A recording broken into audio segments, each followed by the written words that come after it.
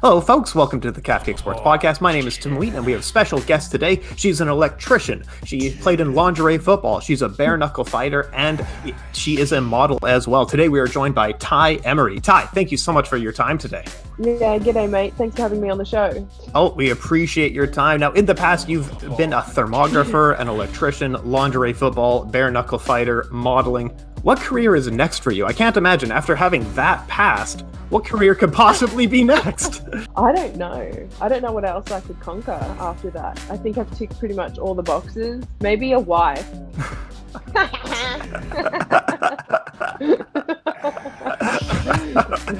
And so you've done lingerie football.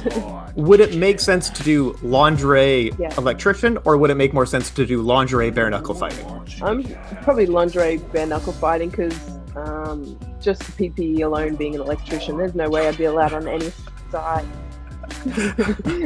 We have AS3000 standards in Australia, so I don't know. I did at one stage think about doing Tai's titty testing and tagging, where I'd have like topless girls doing the testing and tagging on job sites and do it like on a Friday. That was one of my ideas back in the day when I thought, how can I change this up? And every Friday, most of the time, like me and the boys would be going on a Friday afternoon, and it'd be at some pub, and there'd be some random jelly wrestling or just titty girls where there's nothing like stripper or something crazy, but there was titties everywhere. And I remember just thinking, wow, these titties are really bringing like a full pub, like it's packing this place out. So that's actually an idea that I thought, I'm hoping by that stage I can probably keep my titties like to myself, but I'm like more than happy to like maybe go down that path. I think that's genius. So it was Tai's Titty and Tagging. That's a wonderful name. That's a fantastic name. And now, speaking of which, I'll jump into the OnlyFans questions. So right now, you're on OnlyFans. It's part of the modeling. Did you see OnlyFans as an extension of ideas such as self-love, body image, empowerment, and sex positivity? I think definitely. I think sex positivity is such a huge thing. And I think also for women to be able to claim their own power. I'm sure there's many people who have done the slut.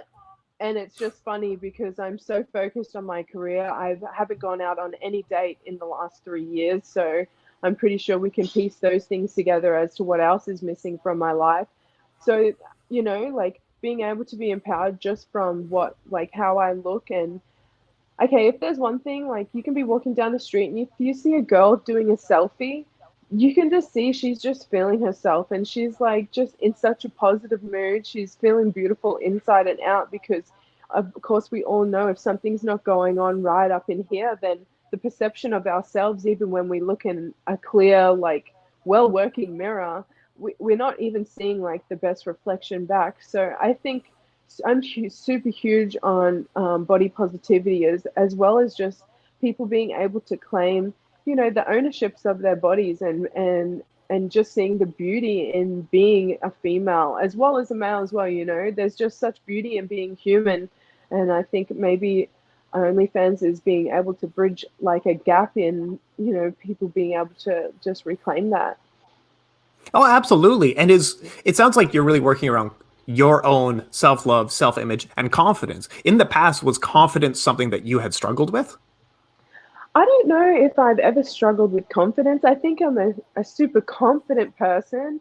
I think maybe at times I can, I think we all lack that. I'm sure, sometimes I'm super insecure or, like I think I'm human just like everybody else. But then when it really comes down to it, I know that I'm a super confident person just because I know who I am. I guess I only start to become insecure when I'm allowing outside words to probably get into my own head. But no, I'm definitely a confident person. My body shape has changed from when I was an electrician to when I was magazine modeling to when I was playing football to even now with fighting. My body has literally gone from an 88 kilo girl to a 62 kilo girl, and then, in modeling, if we would rock up to a magazine shoot and we had abs showing, straight away we weren't sometimes chosen for those shoots. We'd be sent home. So for me, it was a strange thing for me to see abs all the time, and I there was something where I was like, oh, yuck. Until now, when I know how much hard work it goes into, making your tool into your body into a weapon, now I'm proud to see my abs. So I think, like, dependent on what job, it depends on what your body's going to do. But, I've learned to love what it can do back for me. Yeah, absolutely. Using your body to really empower yourself. One interesting note that you've mentioned in the past on other podcasts, you've mentioned the divine feminine versus the divine masculine. Do you mind elaborating a little bit more on what that means? You have done some research. Oh, of course. I did my homework. This is a professional show. Divine really, I think that everyone contains feminine and masculine energy, just like, everyone has positive and negative. And I think even just like having a guy who can sit in himself and claim, he can have feminine traits where someone's like, oh, you bloody puta, but really they're just so comfortable in themselves. And you can see when a guy is just so comfortable that he's comfortable with his own sexuality, and he has this beautiful balance of like feminine and masculine energy. And I think as a whole, like, that's such a sexy thing. So yeah, just being able to have both, I think that's just knowing and understanding that sometimes you have traits that could be considered boyish or manlyish, and then you can have traits that, just like the label pink is only for girls and blue is only for boys. So you get me, like, from a young age we're even given these codes and these rules, and this is how you're meant to act, and this is how you're meant to act, and this is the role of what a woman does, and this is the role of what a man does. And of course, hormonally, I think we're two different creatures, just like a cat and a dog. So we are going to be acting differently. And there is certain, like, I don't know, I guess the way that a man and a woman bonds is differently to how a woman and a woman bonds, just like a man and a man bonds with love. But I think everybody contains like these both beautiful energies that once they start to realize, okay, I was teased for being manly because I played football growing up. Something so silly, like just something so silly. But then by being able to, I guess, claim that, claim, I guess, the strength in that, look where it can take you. You can end up being a professional football player. I don't know, just by not being scared of someone being like, oh, that's so manly. To me, I just think there's no such thing. Like, there's like, once you forget about those labels and just be yourself, I think, you're just able to, just be. I think that's what confidence is just being able to be yourself, without allowing outside voices to probably take over into that. But here I am, full scatterbrain. I'm like, just finished training, I'm so sorry. But yeah, so for me, I just think, having divine masculine and feminine, I don't know, I just think that's someone claiming their full true self, just like claiming the good and the bad of themselves. Just embracing all sides, being confident, and being who you are more than anything. And I assume that really ties into what you talk about a lot on your Beauty, Strength, and Dominance podcast. Is that right? Yeah, all the time. I think that's what we're really trying to push home with that, is just body empowerment, allowing people to understand, like, I think people are hiding a lot of themselves just for fear of either being seen or fear of rejection or fear of being laughed at, or I don't know. I just see those things a lot, and you're just like, why hold back? No, absolutely. And the why links hold back who you are ever. No, please go ahead. Go ahead. No, that was it. Perfect. So I will put the links for your podcast and the OnlyFans. They will be down below in the description for anyone who wants to see more. I'll put the Instagram and where people can find more of you there. We do have some listener questions for you as well from listener Ollie. He wants to know, do you get a bigger rush from a fight or from a photo shoot? Ooh, I get a rush from both, to be honest, and I even get an adrenaline drop from both as well. Um, some photo shoots I've like come off the set and I'm like, breathe, because I think I get this rush when you're able to just all of a sudden you're like, hello world, I'm back. You know, you're like, ooh. So I guess even just like full playing up on yourself, like that takes energy as well. Especially when there's like lights, camera, action, everything's just so focused on you. There's pauses to fix makeup. Like that's, I get to feel like a goddess, you know? So that's such an, there you go. There's masculine and feminine. There's both of them. You get me? Like both, because honestly, they both feel the same, except obviously one is more painful. One is a little more painful. But no, honestly, I think they're both balanced. I think by the end of each day, especially when you have to be your full heightened self, like you're kind of putting yourself, like even for now, sometimes in a room, if I'm like sitting out with my friends, I'm super quiet. And in this case, like spotlight's on me, I'm going to have to use my words, and you're using full focus and like full energies. And that's the same for in fighting, and that's the same for in modeling. So I really feel, but at the end of each shoot, I'm completely worn out. I want to have a shower. I want to like cozy up and kind of like get that reset button. And that's the same like after sparring, I feel like, or even after fights, like you want those moments where I guess you kind of just like sit with yourself, if that makes sense. I think that when you're put so much like on display, which both are, like all of a sudden you just want this like little recoup in your cave, like reset sort of mode. Yeah, I've never even thought of that until then, but really, yeah, I get so worn out from both. And modeling, it depended on how many hours. Some photo shoots, I've done some photo shoots that are a few hours, some that are a whole day. And honestly, that's just like holding a yoga pose as well as like a contorted body shape.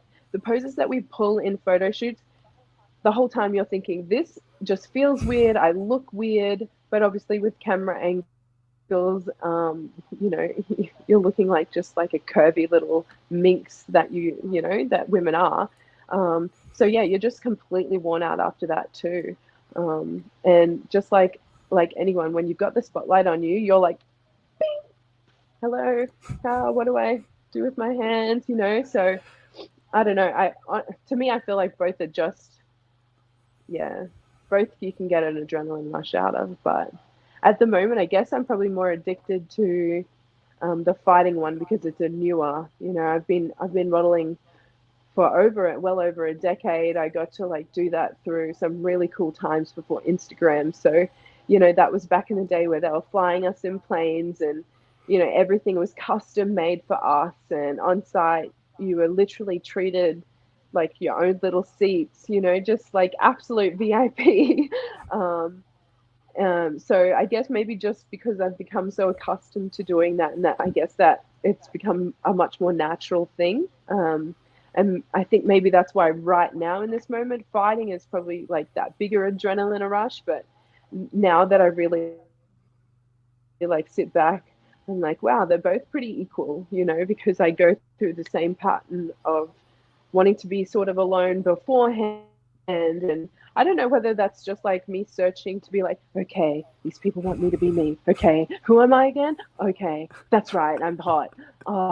Okay, I have to be really beautiful. Or the other times you're just like, okay, who am I? I'm a bad bitch. What's that? I'm a bad bitch. What's that? I'm gonna fuck you up, bitch. So both, like I said, another balance of the crazy masculine feminine scale. But yeah, I guess I'm just addicted to more the fighting just because it's newer right now. That's absolutely reasonable. I love that answer. I really do appreciate you giving thoughtful answers. Like, it's fantastic. Thank you so much. Now, you said you did switch into fighting, and it's quite a bit more painful than modeling. And lingerie football, also a lot more painful than modeling or electrician. Why switch from a very comfortable career in electrical, where you were well respected, you were high ranking in that industry, you just switch into lingerie football and fighting? I think because became an electrician because one, I love science and I really love to work hard. And I think any blue collar worker out there would say exactly the same thing. They're like, well, you chose the right job, love. And you're like, well, yeah, James, that's why I became an electrician, dude. You're just like, I loved that challenge of being able to use my brain, but as well as being physical. And I was one of the first females, I was the first female electrical contractor. I was the first female thermographer. So getting to pave like a new way or just to show the industry and show my fellow like counterparts that maybe there was a different way of doing things. I really felt like that was super exciting. And it was safe. Um, it was a really safe thing, but I deserved, like, there was just something inside that, felt like it deserved more or felt like it wanted to have this challenge. And it took me, like, even with modeling, it took me a long time to realize that, because I'm so like, oh, everyone's great. This is such a nice life. Oh, everybody gets free ice cream, Oh, cars always stop for people to cross the road. Like I lived in that sort of world for a really long time until, people kind of pulled you out of it and they're like, wake up. And I'm like, it's evil out here. But I guess I left the safety net because I just wanted that challenge. And I felt like something in me could, like, something in me was made to do it. And as silly as it sounds, I woke up from a dream, and in this dream, I was, which now makes sense because I'm fighter, but at the moment, like at that time, I was like, okay, do I leave my job? Oh my God, I'm earning thousands of dollars a week. It's taken so long just to even get there, just to even get these positions, be looked at because I'm female. It's been a decade. Hell, I could have been doing, could have, would have done heaps of things. But yeah, I woke up from a dream and I felt the feelings of like winning. And I guess I woke up and I was like, I, I was winning, like there was a crowd and I was like, oh, I'm fucking winning. Yes.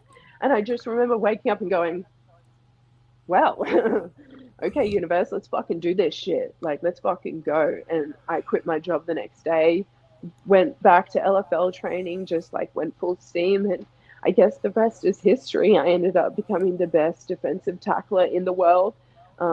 That's pretty cool. I was like, that's kind of cool. Can tackle stuff.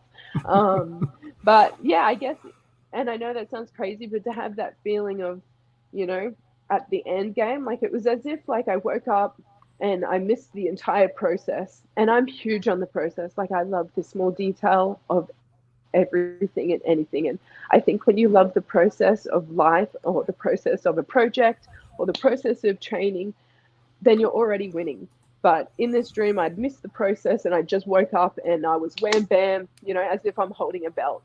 And in that moment, I felt all those feelings. And I thought, whoa, like I don't even know who she is, but the process to get to that point, like that journey alone is going to be amazing.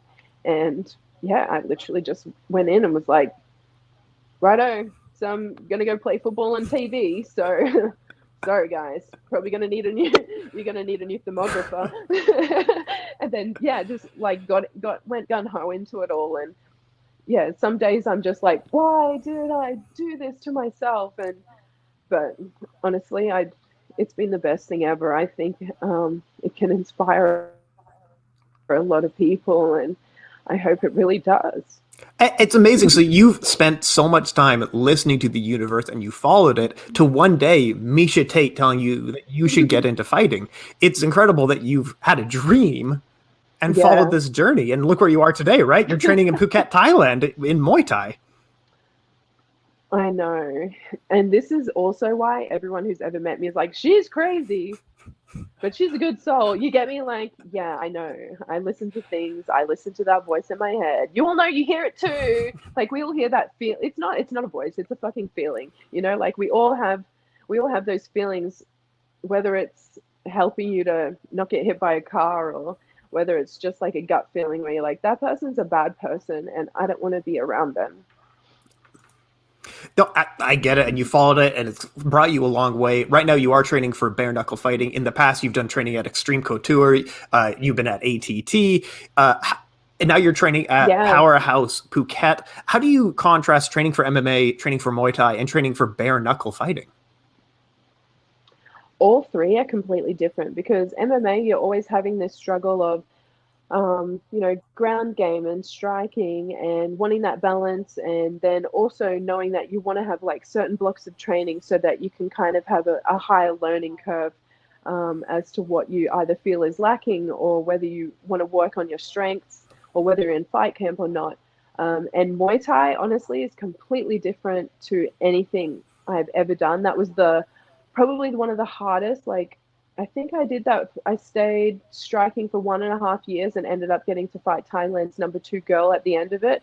And just having striking, I was so used to being like, you know what, my arms are sore. I'm gonna just go to jujitsu. And obviously jujitsu is going to bang you up as well. But being able to have that balance is just completely different. And I think also, like each martial art for me, I feel like it answers certain, not problems, but it answers certain things that may just be rattling around in my brain, or also helping like just to rediscover certain like different parts of myself within myself.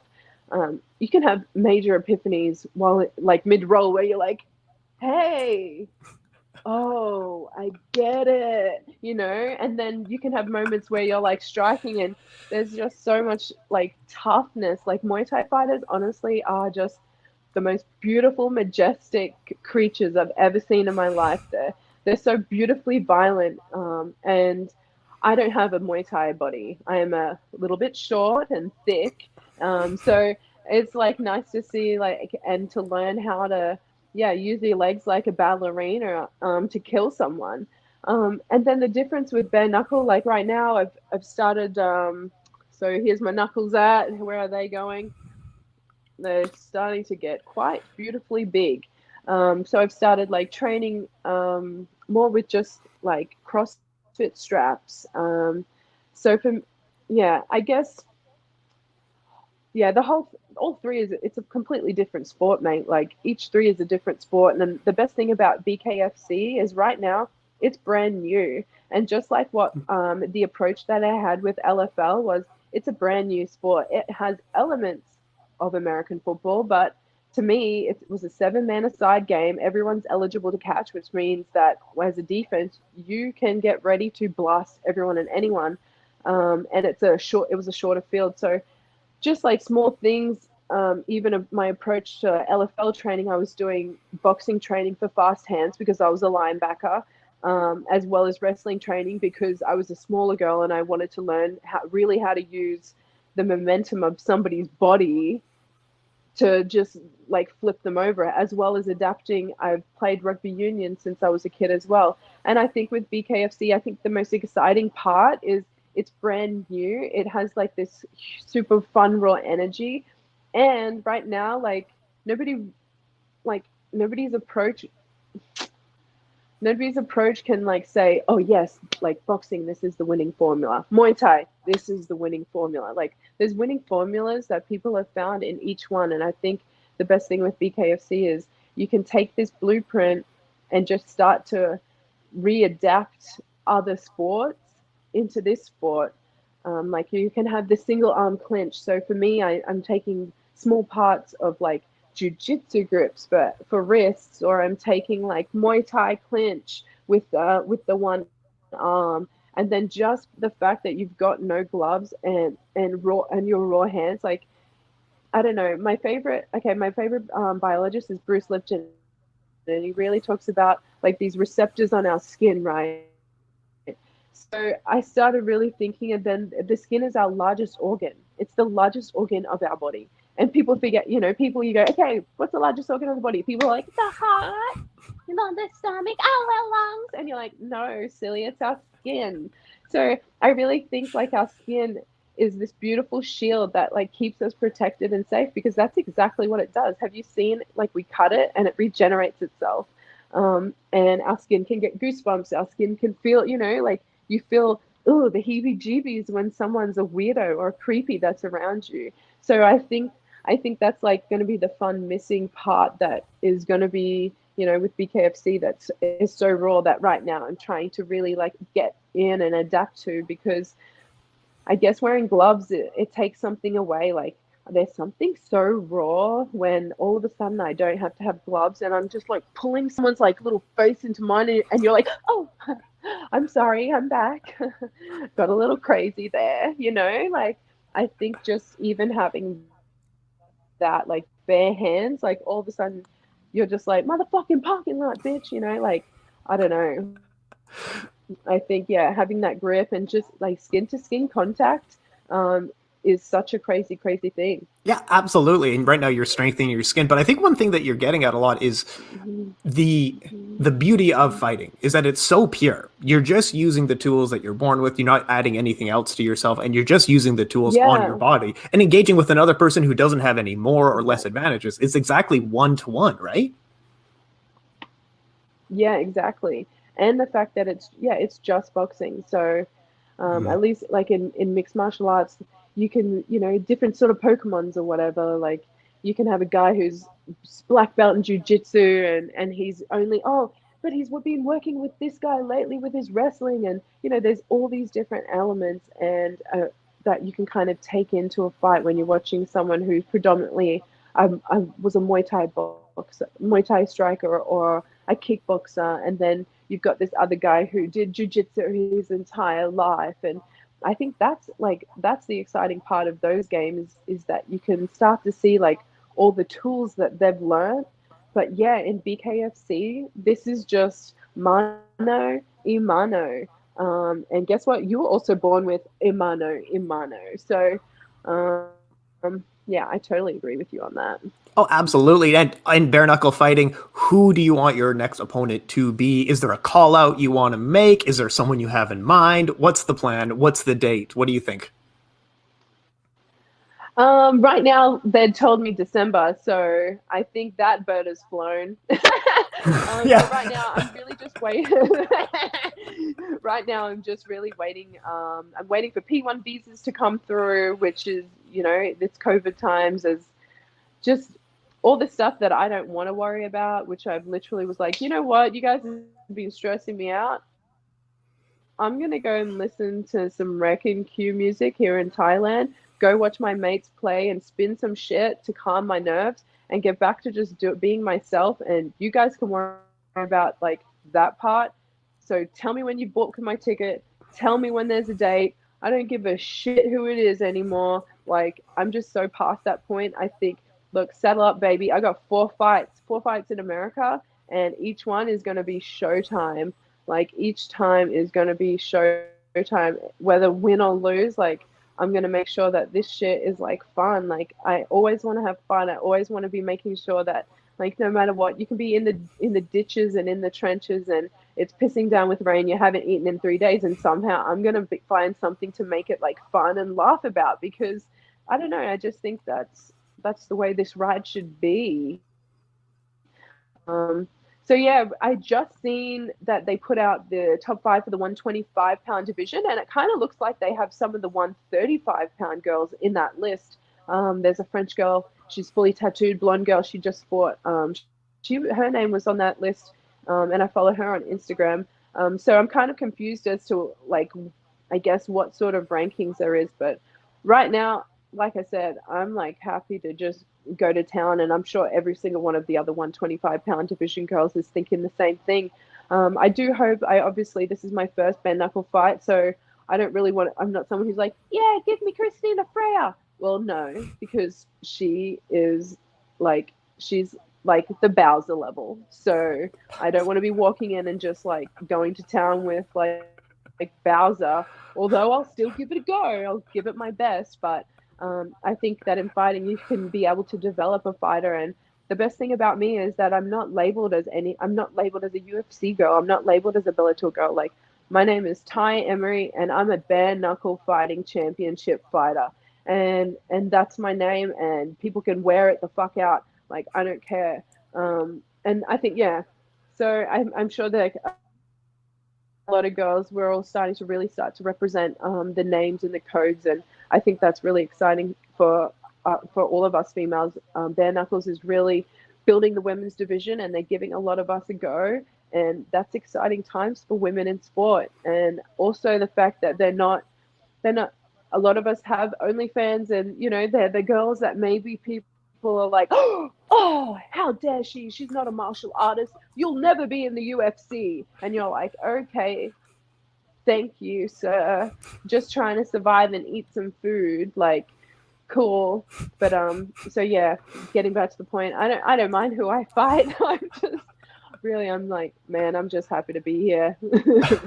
Well, Give it my best shot. give it your best shot. And you know what? So right now, YouTube celebrity boxing is kind of the big thing. Is there maybe a YouTube star that you want to fight, or better yet, is there another OnlyFans celebrity model that you want to call out for a bare knuckle fight? Oh my God, that's such a good idea. I don't care. Give me any 1% OnlyFan bitch. Give me her followers. Who was the highest paid OnlyFans girl? I'm gonna call that top 5 name out. That's your next fight. I absolutely love it. Now, earlier this year, lightweight UFC former lightweight champion Khabib Nurmagomedov had said that ring girls aren't really his thing. They're not necessary to the fight game. What are your stance on ring girls? Are ring girls good for the sport, or are they kind of just a waste? What do you think? I've been a ring girl before. I was the ring girl for Risen in Brisbane, Australia. And well, honestly, I don't know if they really needed us, but I will say that my first time going in the ring and holding up round one or round two, it was like a wave. Like, it was crazy how much of a magnet we were for the crowd. Um, and even if it's people just Mexican waving with their phone, like, whoa, hot girl, like, I guess there's something, there's something just inside like us as humans where we love pretty women. It's that's a sure thing. Whether we're useless or not, I guess anyone can hold up the card, but you walk into a room and who am I going to prefer to be holding up the card? I guess that's going to be female energy. And I do know one thing. After having, like, we had the best seat in the house. I remember blood was coming out, and I remember looking at the other ring card girl, and I was like, "Are you ready for this? This is crazy. We have blood on us." Woo! And she's ah! But being able to come up, and I think there's a different thing that a woman can kind of like instill into a guy, and whether that's just a few nice words or a wink or like, hey buddy, you've got this. I think we can do huge things. So are we useless for the sport? Like, yeah, maybe a little bit, but at the same time, no, because it's just been such a huge part of the fight game and of the boxing game. Hell, even for cheerleaders, are they super necessary? It's a proven fact that testosterone levels increase when there is a beautiful woman in the room. So whether they're showing off or, wanting to outperform themselves, the fact of having the opposite sex in the same room when you're either training or competing can change the game. Yeah, that's an absolutely great answer. Thank you for that.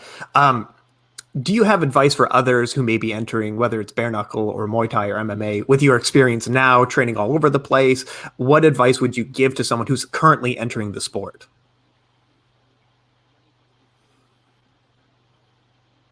I would say just go with the flow, have no expectations. Everyone has this dream world of, they're like, oh, you find your one coach, you find your one gym, and that's where you're going to stay and develop. And I've been so super lucky.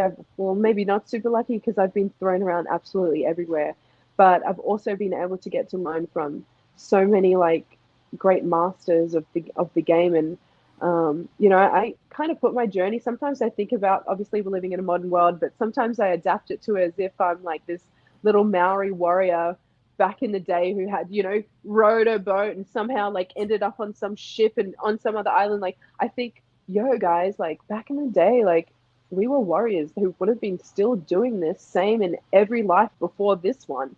Um, so every time I go back to train with old training partners, it's cool for them to see, like, they're like, holy shit, you got good. And you're like, oh, cool, thank you. And they go, haha, you must have been really beat up. And you're like, well, yeah, and that's a part of the whole purpose of this.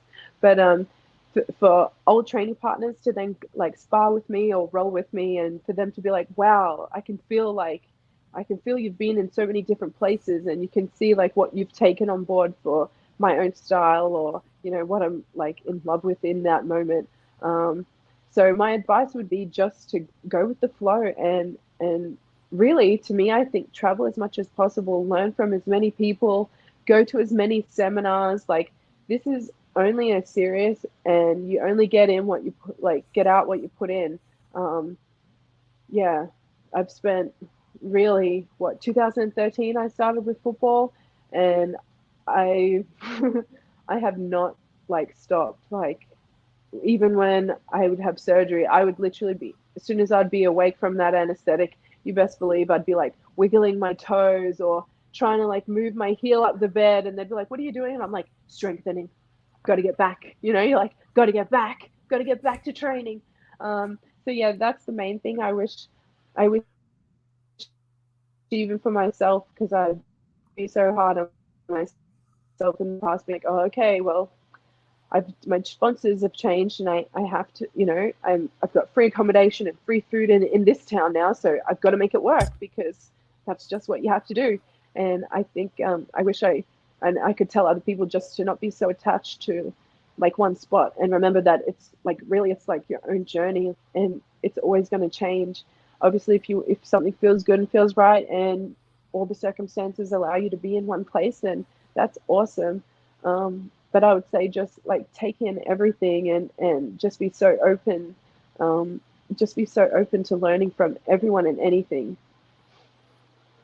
I love that. Appreciate the advice that you're giving to others. That is great. You've mentioned also in the past comic books. You've mentioned video games. What were some of your favorite video games, like very formative video games that you had when you were a bit younger? What are some of your I favorites? would, I okay, I know this is super gay, but I love just the stand world, and I'm telling you, I clocked that game. I found every, like, I got so obsessed. I found every coin. I found every hidden thing. Like, Mario is such a, it's such like a safe thing where, you know, it's such a cool puzzle, but at the same time, it's not too scary for a young 8-year-old girl. You know, super safe. Mario's cool. He's fine. He's saving his girlfriend. What could go wrong? Um, but yeah, I really love that, and I love Yoshi's Island. Those were my main squeezes. I literally played them day in, day out. You couldn't get me away from it. That's awesome. And my And favorite comic books, go Marvel. on. Everything So Marvel. Marvel everything. I'm a DC elitist, but since the Marvel movie, I know, I'm sorry, but It's since the okay. movies, I I love Catwoman. Catwoman's great. They have so many good. I wish the DC movies were better, because since all the Marvel stuff has been coming out, the really great movies, I've had to be converted. There's no competition Of at this point. course. Of course, but you cannot take away the limelight from the original Batmans. Like, they opened life up for Marvel to come through. Of course, I truly believe that Stan Lee would have eventually been like, you know what, let's take over this. Like, he seems like that sort of guy, you know, for the sheer fact that even characters and mutants, he had interracial couples in a time where, you know, people were probably still sitting on opposing seats on the bus. So just to know even those like super awesome facts about Stanley, you know, like, he was always going to take over every single other world. Yeah, it was extremely progressive for that time. Comic books were very Yeah, controversial for that period, right?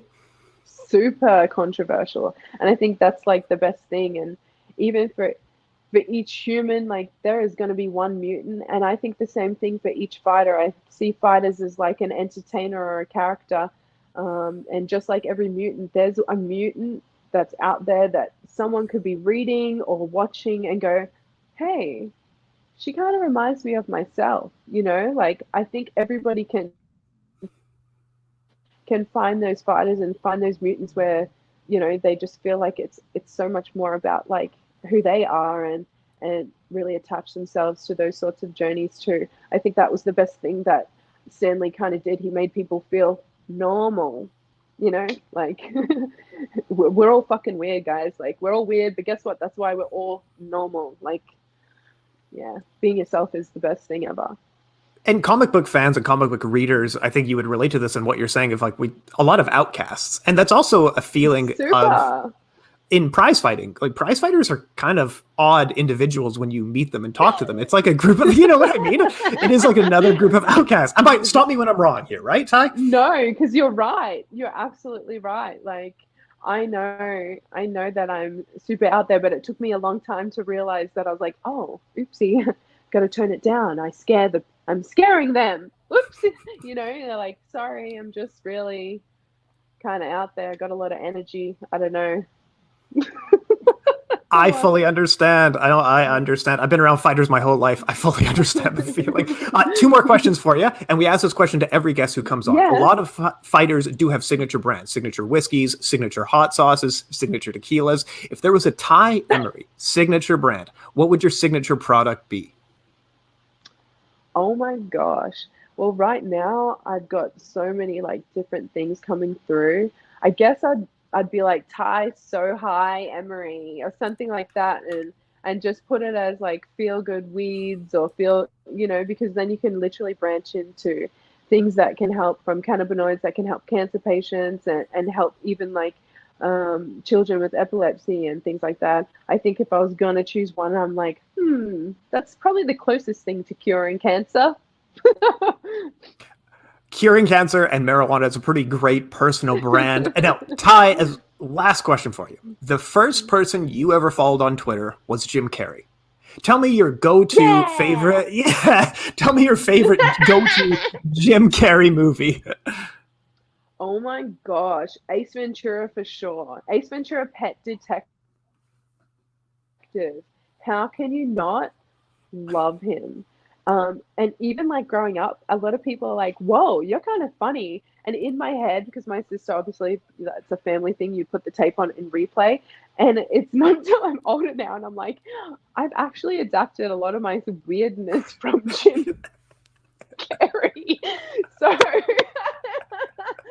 and he ended up being like just like the coolest dude ever. Like he's really clicked on, you know, like even with him teaching people like you can be a millionaire and that hasn't really solved problems, you know. Jim Carrey is such a cool character. I just love how he can express like full human emotion in any given moment, whether that's from like a weird sound to a weird facial expression. And maybe that's why I like him, because I'm a little bit, you know, super theatrical. Some say dramatic, but I just like to say theatrical. Theatrical, right? Everything's a show. Theatrical. Love it. I think Ace Ventura, Pet Detective was objectively the right answer, but I'm biased. That was the one I had on VHS. Okay, what was your fave? It would have been Ace Ventura, Pet Detective. I think that is the correct answer here. That was the one I would have had on VHS. The Mask was really good too. I love The Mask, but I think Mask was good. The Mask was really good. It takes a minute to get into it, but I remember as a kid I was really scared of the opening. Yeah, it did. Right? Yeah, it was. It's a little bit scary. And if you think about it, even when like he puts that mask on, that character, when he has to realize that he doesn't want that mask anymore and he wants to put that mask away, like that's such a strong thing, you know, like that's such a strong symbol. So I think in the end, that's why we started to have this eeriness or this, like, I don't know how I feel about the mask, you know, like he kind of, it's not like you're scared of him, but there's a thing where, you know, that feeling of going, it's not right. Like there's something that's not right, you know? I like that movie. It's a good movie. We got some deep psychoanalysis based on The Mask, and that's, you know, we had a good interview if that's what we're talking about. Everyone's like, God damn it, Ty. Why are you this way?